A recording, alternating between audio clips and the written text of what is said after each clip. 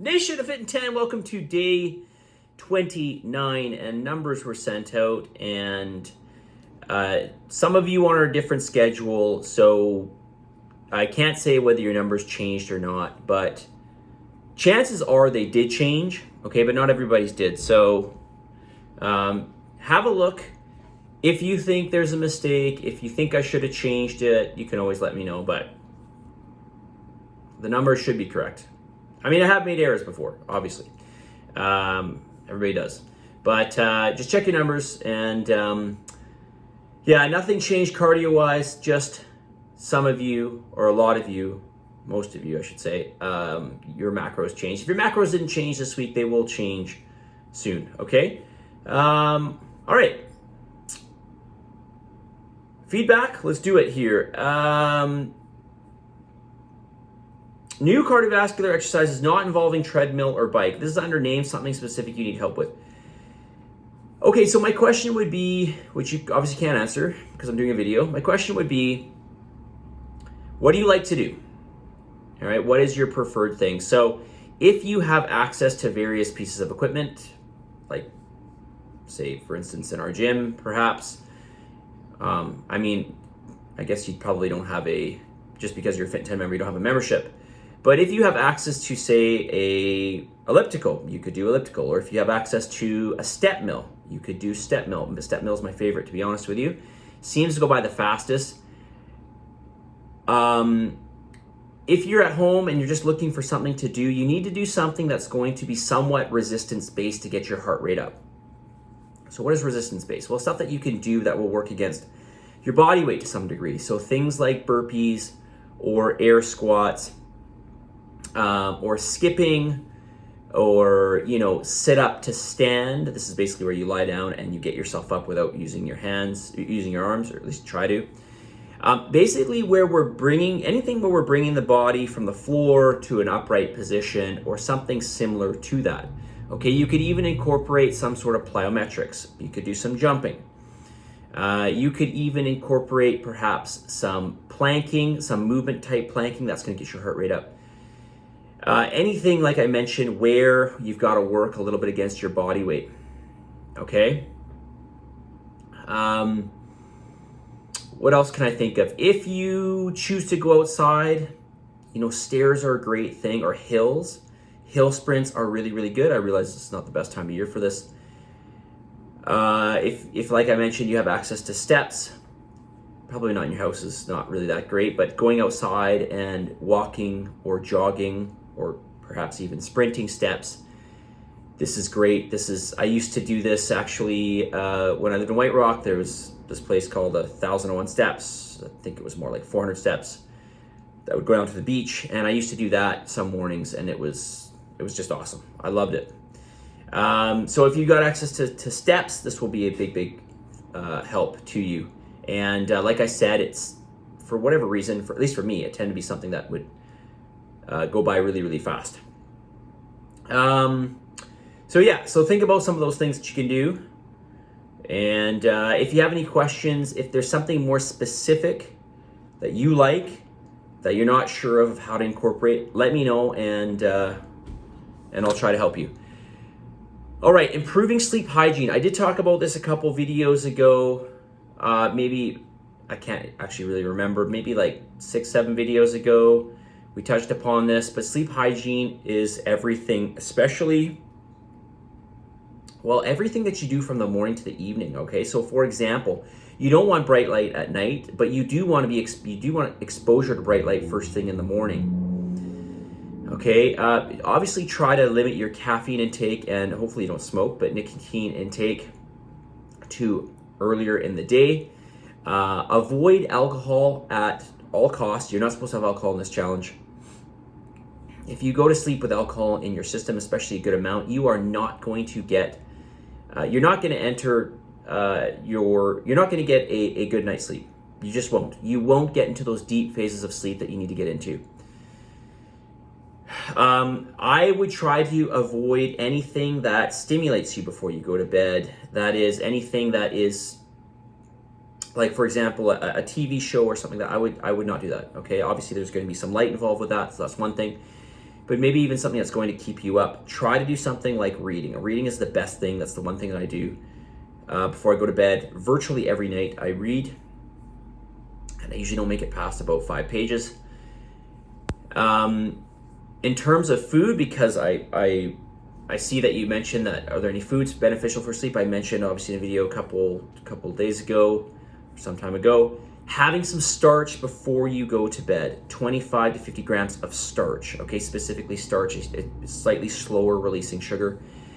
It's some sort of, something along the lines of, you know, a pasta, a tuber, you know, like a potato or a yam, a quinoa, bread, rice, something like that. Some kind of starch before you go to bed. Not a large amount, little bit. This will help you to sleep.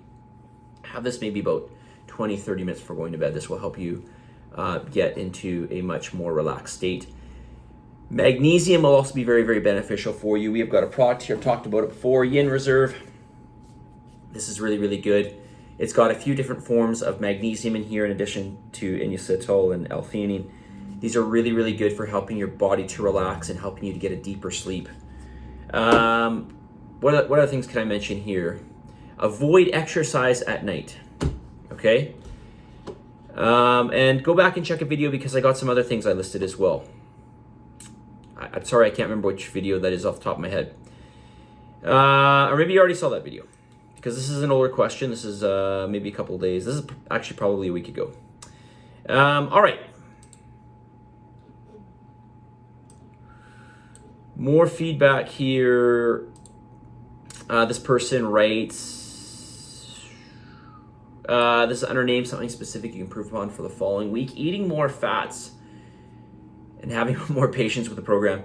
All right, patience is one thing. We'll address that in a second here. But let's talk about eating more fats.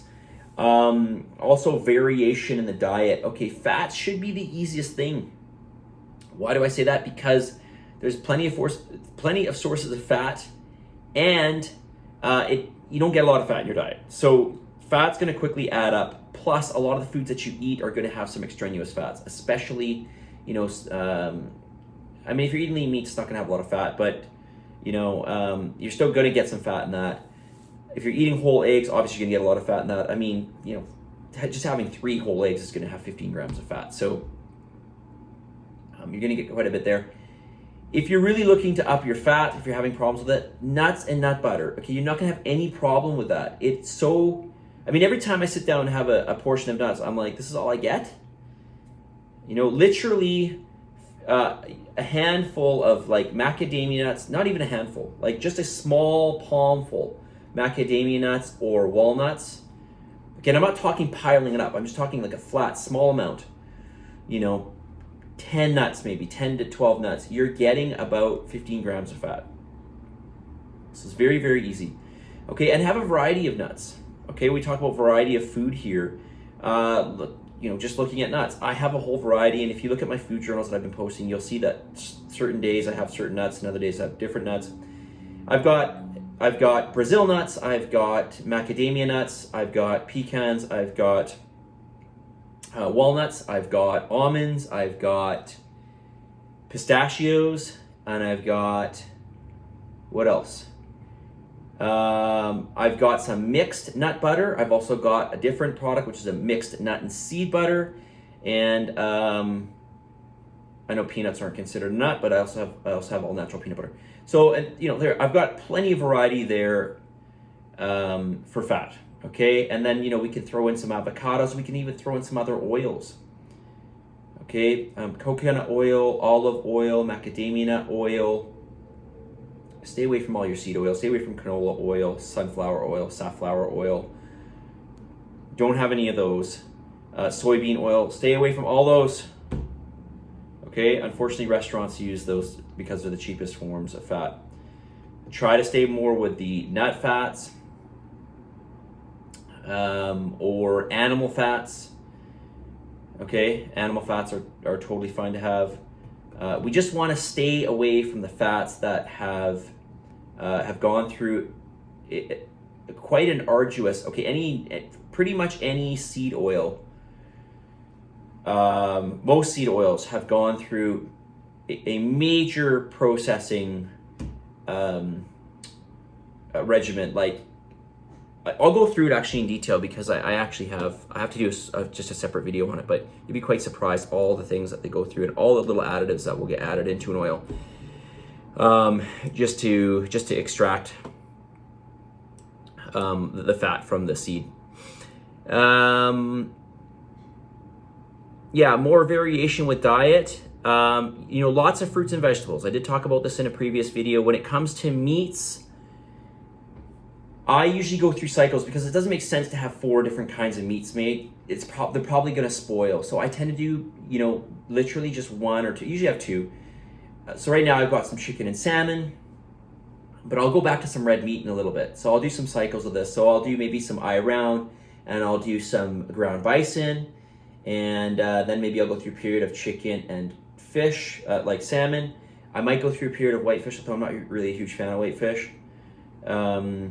And sometimes I'll do elk. I do buy elk the odd time, but typically for myself, I like to do salmon, wild-caught salmon, organic chicken, bison, and different kinds of red meat. Like I mentioned, eye round. I like eye round because it's very lean. And I will also do the organic ground beef from Costco. And I'll usually mix that in with a leaner ground beef because the organic, it's a great price at Costco, but it's organic, but it's very, very fatty. So just, go through cycles, find the foods, as I mentioned in the beginning of the challenge, and it's already 12 minutes. Find the foods that you really enjoy, and then, incorporate them into your diet. All right. Okay, I think I'm gonna stop there because it's 12 minutes. And again, I feel like I didn't really say a whole lot, but let's get the message of the day here. All right. Oh my God, that's right.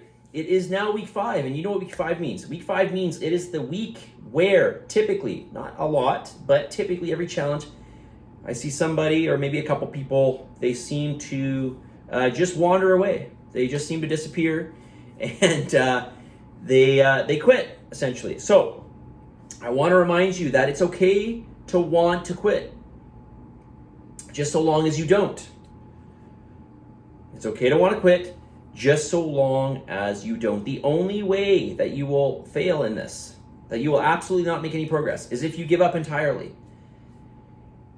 It's better for you to make some progress, even if it's a small amount of progress, even if it's, we're shooting for 30% fat loss and you get 10%. You're still much better off, and that's just one metric to measure, right?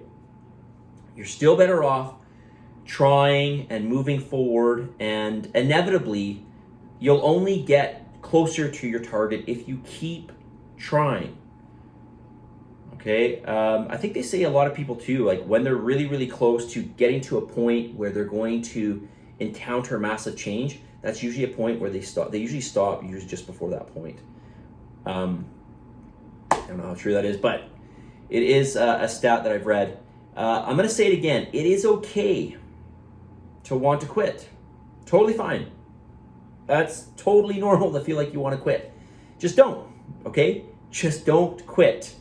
Okay? You can take a timeout or whatever.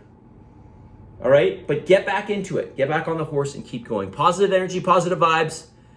Believe in yourself, and for the love of God, give some gratitude. Send me your feedback. I am on feedback, I think, number 13. That means I've only got 13 more to go.